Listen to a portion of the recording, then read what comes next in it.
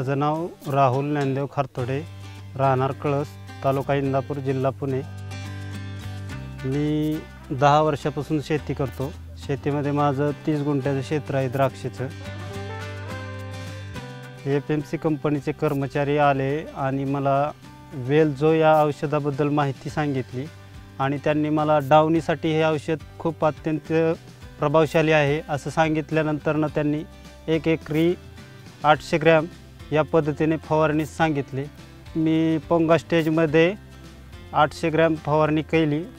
नंतर दुसरा हा स्प्रे 10 दिवसांनी मला द्यायला सांगितला। मी 10 दिवसांनी तो स्प्रे दिला। मला दावणी अजूनपर्यंत तरी कुठे दिसलेलं नाही आहे।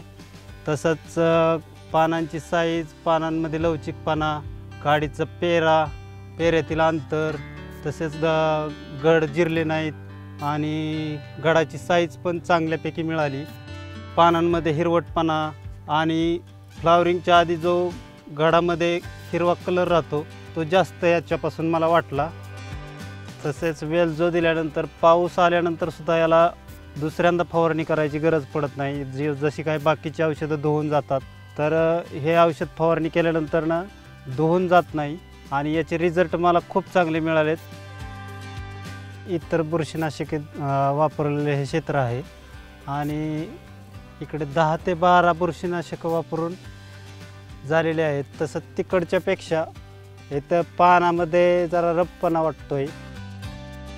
इकडे 5 पानांची अवस्था जर पाहिली तर पहिले गॅप तिकडे 2 बोटांचा आहे, इकडे 3 बोटांचा आहे। या गॅपमुळे काय होतं, गड जिरण्याची समस्या जास्त राहते।